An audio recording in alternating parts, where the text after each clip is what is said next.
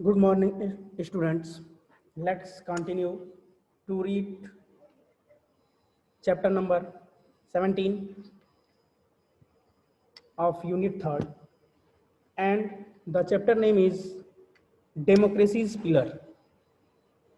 The meaning of democracy's pillar is democracy means Prajatantra and pillars means स्तंभ, यानी प्रजातंत्र के स्तंभ। जैसा कि हम लोग पिछले वीडियो में रीड किए थे कि जो हमारे देश में जो गवर्नमेंट चलाने की जो प्रथा है वो प्रजातांत्रिक है। एक तरह से जो हमारा देश है वो प्रजातांत्रिक देश है। यहाँ पे किसकी गवर्नमेंट रहती है? गवर्नमेंट रहती है सिर्फ और सिर्फ किसकी? प्रजा की, लोगों की। आइए उसी में जो हम लोगों को आज जो टॉपिक रीड करना है वो टॉपिक है द रूल ऑफ लॉ, कि जो नियम कानून बनते हैं वो कैसे बनते हैं और किस पे लागू होते हैं, यही हम लोगों को इस चैप्टर में, इस टॉपिक में रीड करना है। तो आइए रीड करते हैं, समझने की कोशिश करते हैं। देखिए, in a democracy there are several law to limit the power of the government to maintain order and protect the right of the citizen. प्रजातंत्र में कुछ ऐसे नियम और कानून बने होते हैं जो क्या करते हैं? To limit the power of the government, जो सरकार के पावर पे एक तरह से नियंत्रण करते हैं, सरकार पे नियंत्रण करते हैं। और क्यों नियंत्रण करते हैं? To maintain order and protect the right of citizen, क्योंकि जो भी एक तरह से प्रजातांत्रिक व्यवस्था सुचारू रूप से जैसे चलनी चाहिए वैसे चले, और जो एक सिटीजन है, उस देश के नागरिक हैं, उनका जो अधिकार है वो अधिकार भी मिले। All citizens are equal in the eyes of the law, कानून या लॉ की नज़र में जो लोग होते हैं वो एक बराबर होते हैं।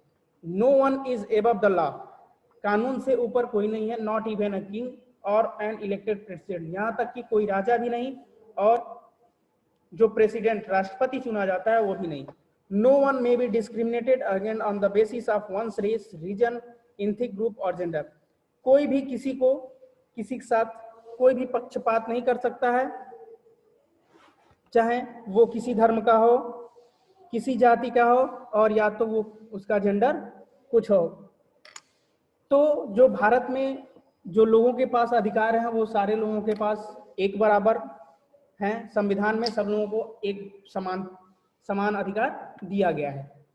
Every individual has equal political, economic and civil rights, जितने भी लोग हैं उनको एक समान राजनीतिक, आर्थिक और सामाजिक अधिकार दिए गए हैं। Whether it is the president of the country, चाहे वो देश का राष्ट्रपति है, और या तो अ कॉमन मैन, एक सामान आम नागरिक।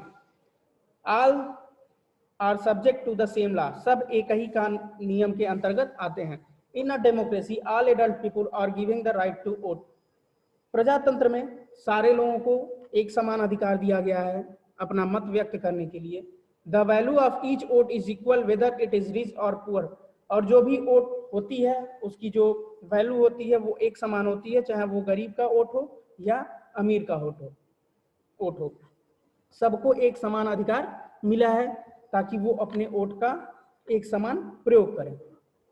उसके बाद देखिए, जो नेक्स्ट टॉपिक है वो है हमारा डिसीजन मेकिंग मैकेनिज्म। जो निर्णय लिए जाते हैं वो किस प्रक्रिया के अंतर्गत कैसे लिए जाते हैं, जो कानून बनते हैं वो कैसे बनते हैं, उसी के बारे में इस टॉपिक में रीड करना है। देखिए, one of the essential aspect of democracy is that the power is not concern in any one individual, institution और entity.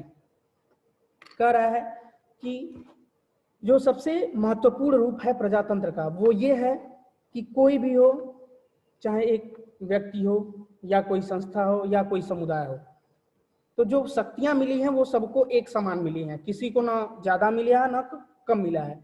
In India the decision making power lies with the 3 organ of the government, Bharat में जो निर्णय लेने की या जो कानून बनाने के अधिकार जो होते हैं वो गवर्नमेंट को होते हैं, और उस गवर्नमेंट के 3 अंग होते हैं। वो 3 अंग कौन कौन है? The legislature, the executive and the judiciary.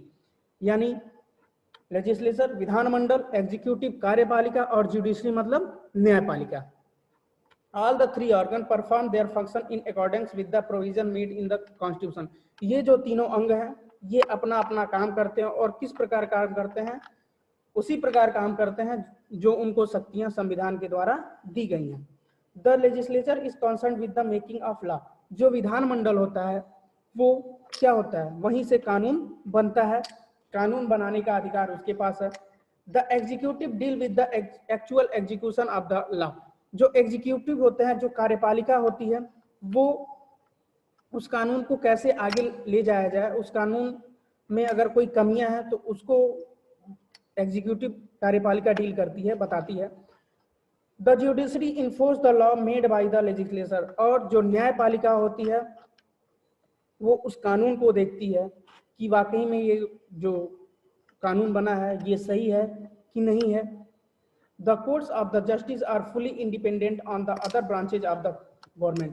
जो कोर्ट के जो जज होते हैं वो पूरी तरह से डिपेंड होते हैं, ये जो गवर्नमेंट के तीन अंग होते हैं उसी पे पूरी तरह से क्या होते हैं, डिपेंड होते हैं, निर्भर रहते हैं।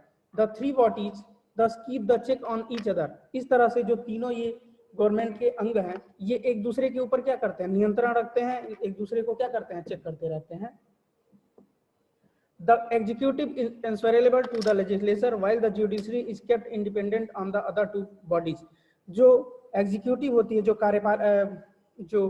जो कार्यपालिका होती है वो उत्तरदायी होती है किसके प्रति, विधान पालिका के प्रति, विधान मंडल के प्रति। और जो जुडिशरी होती है, न्यायपालिका होती है, वो इन्हीं दोनों अंगों पे क्या करती है, एक तरह से पूरी तरह से इंडिपेंडेंट रहती है, निर्भर रहती है, ताकि जो यहाँ से कानून बनेगा उसी कानून के अनुसार इन लोगों को आगे अपना काम करना है। आज के लिए बस ये दो टॉपिक रीड करिएगा। धन्यवाद।